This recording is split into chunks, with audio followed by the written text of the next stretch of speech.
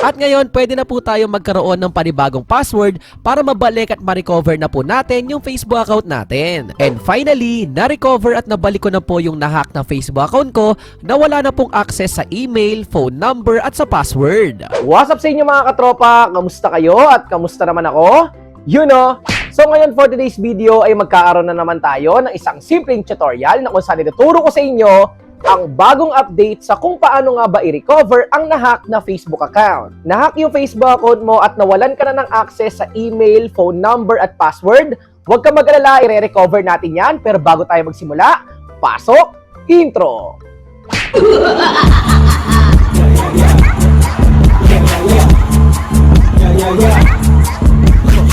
Yes, marami pa nga rin pong namomoblema dahil nga nahack yung Facebook account nila at hindi na nila ito mabuksan. Ang isa pang problema kapag nag-recover sila ay hindi lumalabas yung no longer have access to this kaya hindi sila makapag-recover. Huwag kang mag-alala, tutulungan kita dyan. Sa pag-recover po ng Facebook account ay kinakailangan po na meron kang valid ID.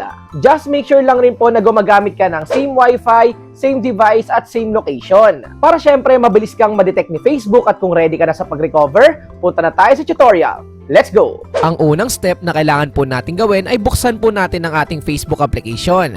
Dito naman po ay try po natin i-login or buksan ang ating Facebook account. So dito nire-require nga po na before mabuksan ang ating Facebook account ay kailangan ilagay yung password. Pero dahil nga nahack, ang sinasuggest ko ay ilagay nyo po yung pinakahuling natatandaan yung password. At dito may lumabas nga na wrong credentials dahil nga mali yung username or password na nilagay po natin. So dito pindutin lang po natin yung forgot password na nasa baba at kailangan nating hanapin yung mismong Facebook account natin. Pwede po natin i-search gamit ang mobile number pero suggest ko po sa inyo, pindutin lang natin yung search by email instead. Dito po kasi ay pwede po nating ilagay yung full name ng nahack na Facebook account po ninyo. After mailagay yung email or full name, pindutin lang po natin yung find account na nasa baba. And after po niya na may lalabas po na pwede nga po silang mag-send ng code para mabuksan po natin yung nahack na Facebook account. At ito na nga po yung problema. Dahil nahack nga po yung Facebook account natin ay possible na binago na ng hacker yung email, password at yung mobile number na nakalagay sa Facebook account natin. At ngayon, simulan na po natin ang pag-recover. Dito ay gumamit po tayo ng any browser. Dito ay napili ko po ay Google Chrome. At dito ay search nyo lang po ang recover hack Facebook account. After po nyan ay search lang po natin yan at yung unang lalabas po dito sa may search bar ay pindutin lang po natin. At dito nakalagay po na recover your account if you think your Facebook account was hacked or if someone is using it without your permission. Nakalagay po dito na kapag binago na nga yung email or password, pwede mong pindutin yung get started na nasa baba. At dito naman po ay kailangan may sagutin lang po tayong mga questions about po sa Facebook account po natin. Sa unang question, if you think your account was hacked, we can help you recover it. First, can you tell us what is happening? At dito pindutin lang po natin yung pinakauna na someone else gain access to my account. Next is, sorry to hear that your account has been hacked. Are you able to log into that account? Ang sasagot po natin is no, I can't log in. After po nyan, tatanungin tayo, do you have access to the phone number or email address associated with the account? Ang sasagot po natin is no, I don't have access to the phone number or email address on the account. Dahil nga possible na nabago na po ito ng hacker. At dito naman po sa last step na pinapagawa po sa atin, log out of the account you're currently using and visit the link below. Then follow the on-screen instructions. So dito makikita nyo yung step na ginagawa po natin sa pag-recover. At dito kailangan natin pindutin yung link na facebook.com/login/identify. Ito po yung kailangan natin puntahan para makapag-recover. At dito may lalabas na, enter your mobile number. At dahil nga nahack yung Facebook account natin, possible na binago na rin po yan. Pindutin lang po natin yung search by your email or name instead. At dito naman po ay pwede nyong ilagay yung email or full name ng Facebook account na i-recover po ninyo. Then pindutin nyo lang po yung search. At may lalabas po na we can send you a login code. Ang problem nga lang ay hindi na nga po natin na-access yung mismong Google account na yan o yung Gmail account natin na yan. Pero huwag kayong mag-alala, pwede nating pindutin yung try another way na nasa baba. Click ulit natin yung try another way at lalabas na po dito yung iba't ibang ways para makapag-login po tayo. Pwedeng mag-send ng code via email, via Facebook notification at enter password to log in. At dahil nga na-hack yung Facebook account natin at wala na po tayong access sa mga yan, gagamitin na po natin at pipindutin yung last option sa pag-recover na no longer have access to this. At dito lalabas nga po yung 3 steps na gagawin po natin para mabalik at ma-recover natin yung Facebook account natin.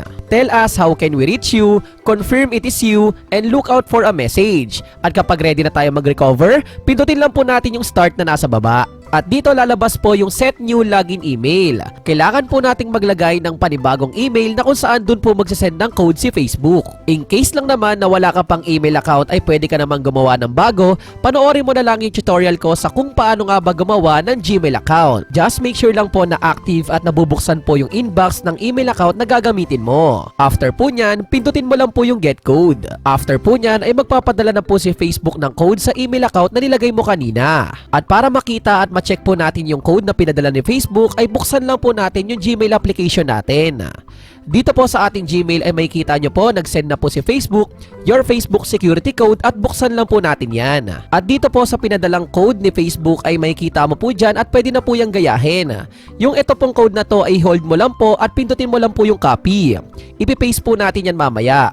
Balik lang po tayo dito, i-paste lang po natin at pindutin lang po natin yung confirm na nasa baba. Ang next step naman po ay kailangan na po natin mag-submit ng valid ID. Kailangan po mag-submit ng valid ID for confirmation of identity. Ang next po, pindutin lang po natin yung upload ID. Dito makikita po natin yung mga iba't ibang valid ID na pwede po nating ipasa. May passport, driver's license, national ID at marami pang iba. Make sure lang po na malinaw po yung valid ID at dahil driver's license po yung meron ako, ito po yung pipiliin ko. Scroll down lang po at pipindutin ko lang po yung next na nasa baba. Upload a photo of your ID. Dito po ay pwede po natin gamitin yung camera natin sa pag-picture and also pwede na rin diretso sa gallery po natin manggaling. So dito in case na gusto mo sa gallery mo ay pindutin mo na lang po yan at kapag camera naman po ay pipicturean mo mismo. So magkakamera po muna tayo at pipicturean yung valid ID ko.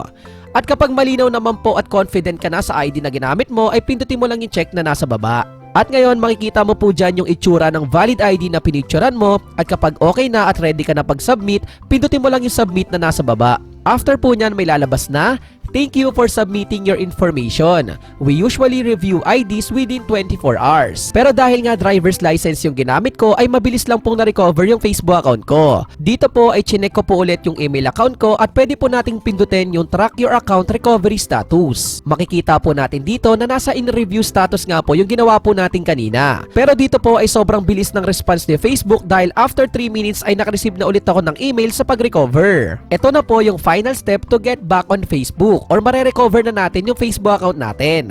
At ngayon nga po ay pwede na po tayo mag-reset ng password. Pindutin lang po natin yung reset password at maglo-load lang po yung saglit. At ngayon pwede na po tayo magkaroon ng panibagong password para mabalik at ma-recover na po natin yung Facebook account natin. Huwag niyo pong kakalimutan yung bagong password na gagamitin niyo po dito dahil gagamitin po natin yan mamaya. Then click lang po natin yung next. At na-recover na po natin yung Facebook account natin at ito na yung oras para i-secure po yung ating account.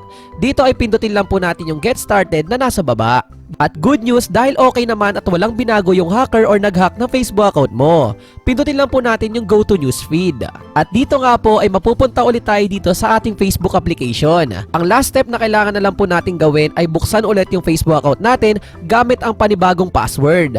Pindutin lang po natin yung login and finally, na-recover at nabalik ko na po yung nahack na Facebook account ko na wala na pong access sa email, phone number at sa password. At ganun lang po yung steps na kailangan nyong gawin at sundan para ma-recover nyo yung Facebook account po ninyo. Ang simpleng may advice ko lang po sa inyo para lumabas yung no longer have access to this ay kailangan gumamit ka ng same Wi-Fi, same device at same location. Mas malaking bagay po doon yung same device lalo na yung computer, laptop, or any cellphone na pinag-loginan mo ng Facebook account mo. Or kung saan ka nakapag-open dati ng Facebook account mo. Kapag ganun po kasi ay mabilis kang madedetect ni Facebook na ikaw mismo yung may-ari ng Facebook account na nire-recover mo. And also sa pag-recover talaga ay kinakailangan po ng valid ID. Yung valid ID na ipapasa mo kay Facebook dapat hindi po expired at ikaw mismo yung may-ari nun. At ayun lang po yung simpleng tutorial natin sa araw na to at sana meron ka pong bago natutunan.